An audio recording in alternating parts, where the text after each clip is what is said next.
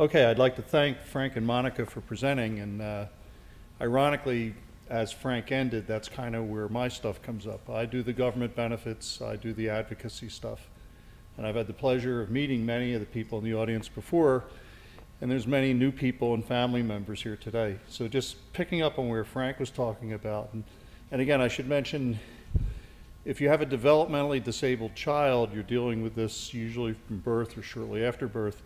But the same process applies to individuals that may be disabled as a result of a trauma or accident or something like that. It's just they come into the sequence when the injury occurs.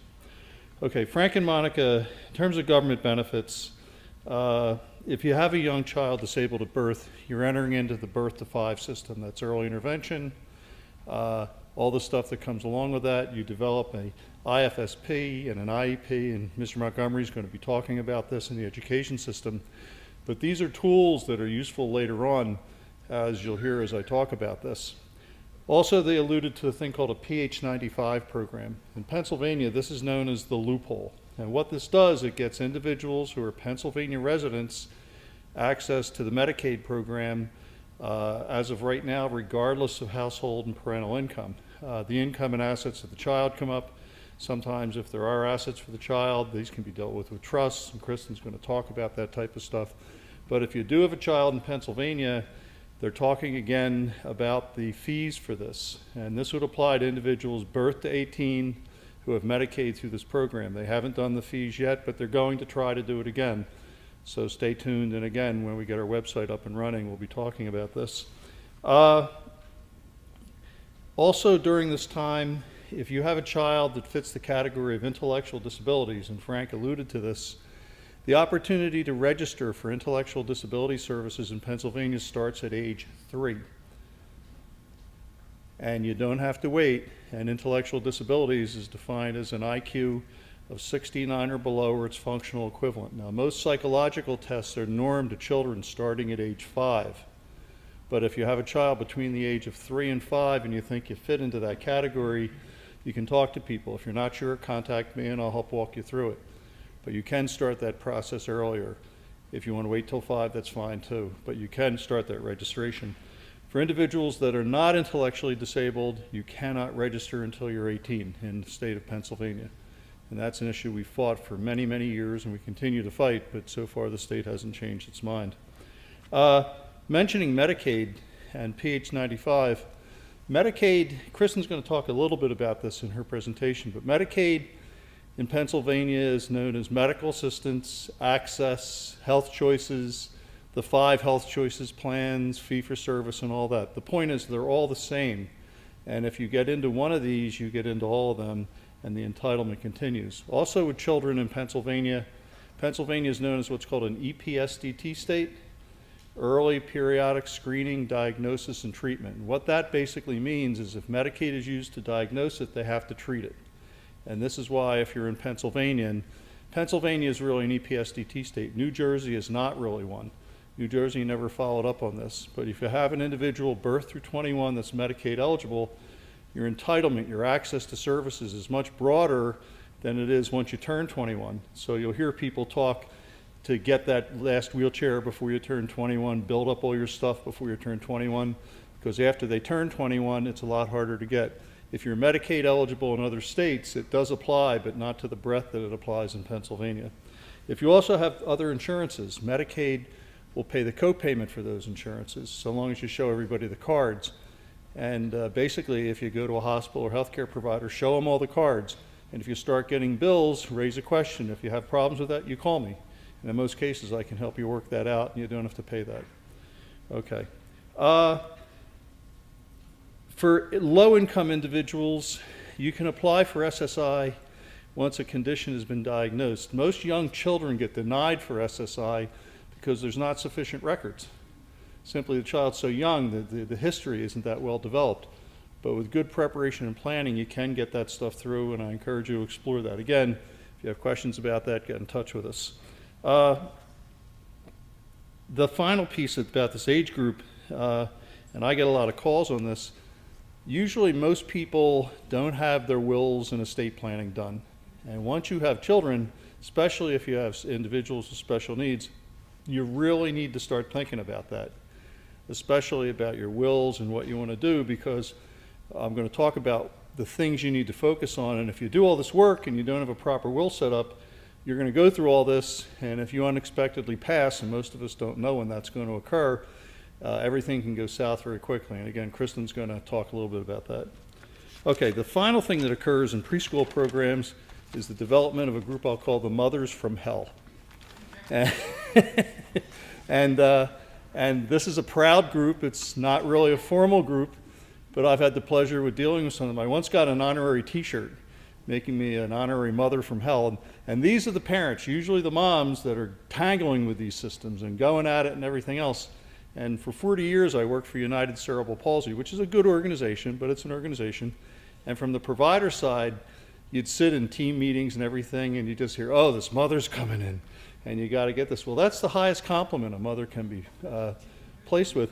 And I encourage you to think about that kind of stuff, because you've got to be your child's advocate. And I'm not downing the fathers at all, but usually it's the moms that are doing this kind of work.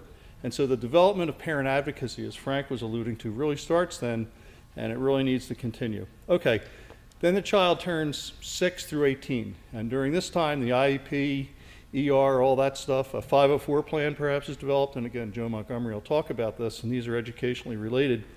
Durable medical equipment's beginning to surface if you haven't done it before. Issues around housing accessibility, vehicle accessibility, home care, nursing, and all those types of things come up. If you're Medicaid eligible, many of these can be addressed through those mechanisms. Sometimes Medicaid either can't pay for it or there's difficulties. There's other ways of getting it. We're honored to have a group from the Pennsylvania Assistive Technology Foundation back there. Tracy's there. And this is a group that can help provide financing on a low-cost or no-cost basis. And they have a special I'll announce, and I hope I do this right. For individuals that want iPads, they have a 50% grant going regardless of household income. Did I say that correct, Tracy? So if you have a disabled child that's interested or needs a replacement iPad, talk to her, and she can provide the financing for that, and you can get it at least half off, maybe even better than that. So the acquisition of assistive technology, transportation comes up. If you have a mobility impaired individual, you're talking about purchasing vans. These are very costly types of things. They can be real budget busters, as many of us know.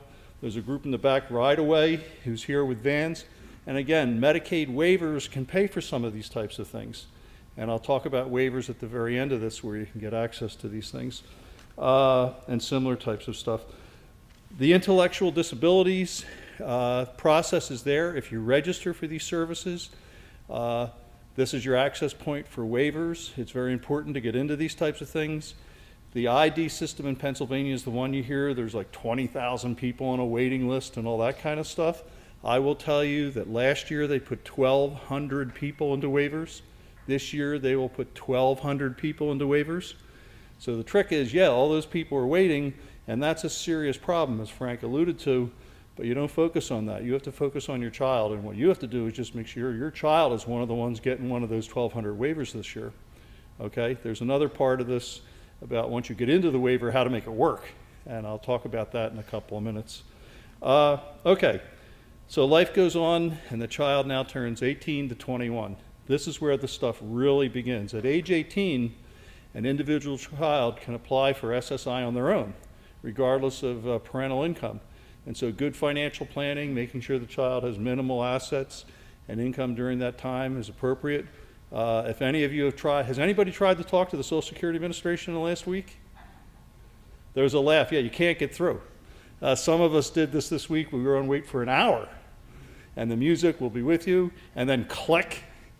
And we called them right back, and they said, sorry, no one's available to talk to you. Click. Everybody's going to the Social Security phone numbers to try to deal with Obamacare. Sadly, it has kind of nothing to do with it, but good luck if you're trying to get through. You probably won't be able to get through for a little while. All right, so at 18, you're dealing with SSI issues. The powers of attorney and guardianship come up. Kristen's going to talk about this, but this is a really important issue, especially if you're considering guardianship and some of the implications behind it. I will point out also, you have to contemplate this also in terms of applying for waivers, because there's a quirk in the waiver system where if you're a legal guardian for somebody, you cannot become an employee under the waiver program. And there's other ways to get around that, but you need to think about that. Kristen's very aware of it, and she'll talk a little bit about the concept of power of attorney and guardianship when she talks about it. You're talking about school transition out of right to education into quality of life, and Joe Montgomery will talk a little bit about that.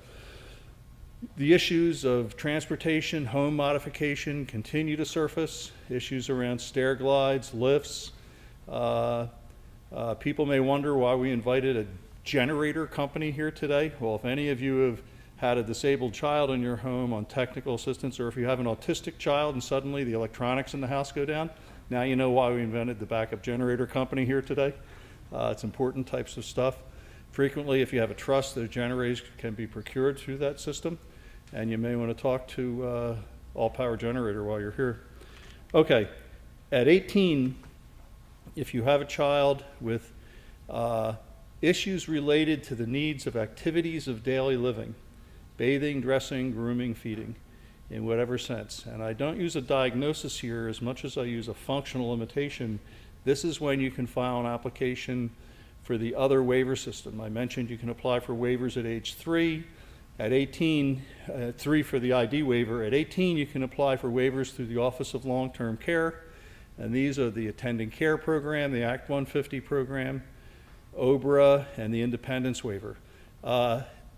They've created waiting lists for some of these waivers. However, right now, because of a lot of lawsuits and everything else, if you fit that criteria, you can apply and you'll all be put into the Independence Waiver.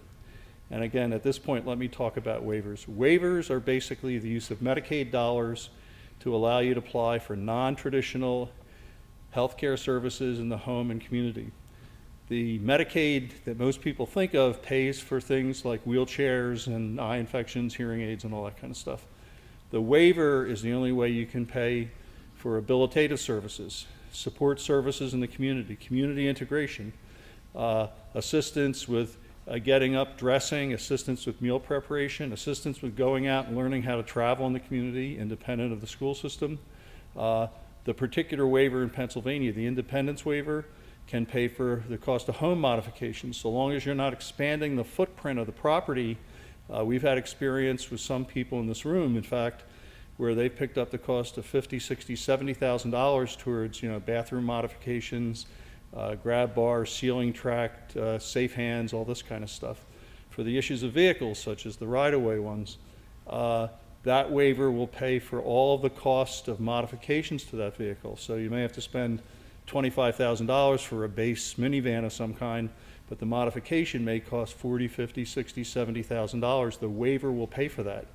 And so these are important types of things. To be eligible for a waiver, you have to have the clinical need. You have to have less than $8,000 in assets and less than $24,000 a year in income. And if you have that and you have those clinical needs, you probably can get in. They're going to expand that waiver by, I think, close to 1,800 people this year. And so there's still capacity in there. So again, at 18, you can start filing this application. If you're in the ID system, you have the waiting list and all that, but there are many people, including some in this room, who got the waivers earlier on, and there are some people in this room whose children are not 21, and they're getting into both the PFDS waiver and the consolidated waiver, okay? And I'll talk about some of that in a minute. Okay, the other thing that comes up is during the 18 to 21 period is you need to start thinking about life after school and life after 21, because your doctor's already told you they're not going to see your kid anymore. And the hospital's already said they're probably not going to see your kid anymore. So you're like, where am I going to go?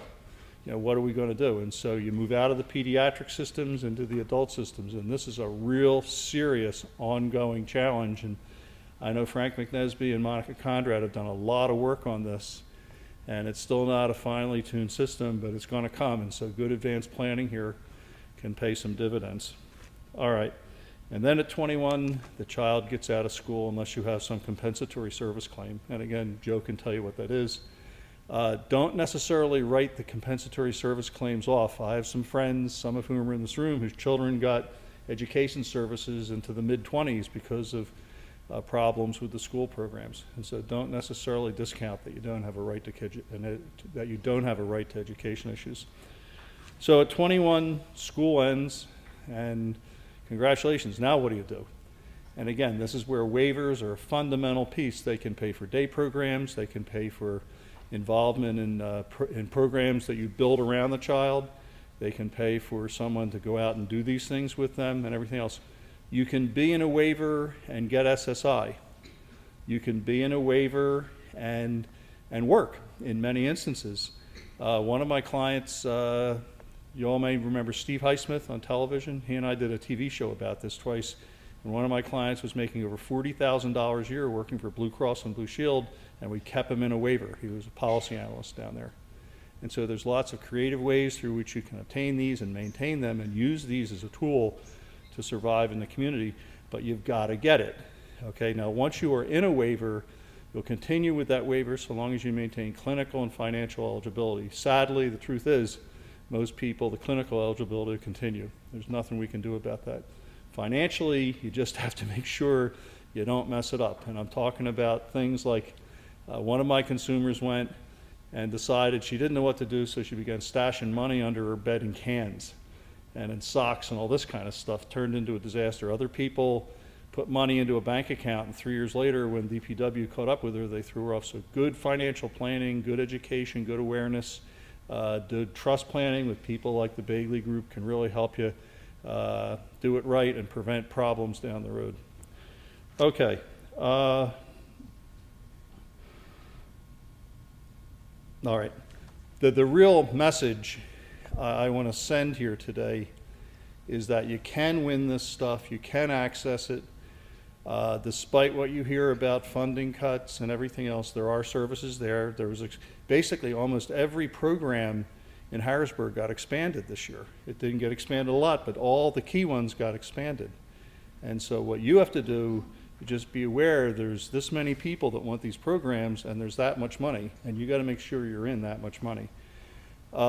Good planning and well thought out tactics and approaches to these systems will produce benefits. You have to explore all of your options, and you got to do it as fast as you can. And again, I'm a parent of a person with a disability. I'm a grandparent of 2 grandchildren with disabilities, and they actually live with me.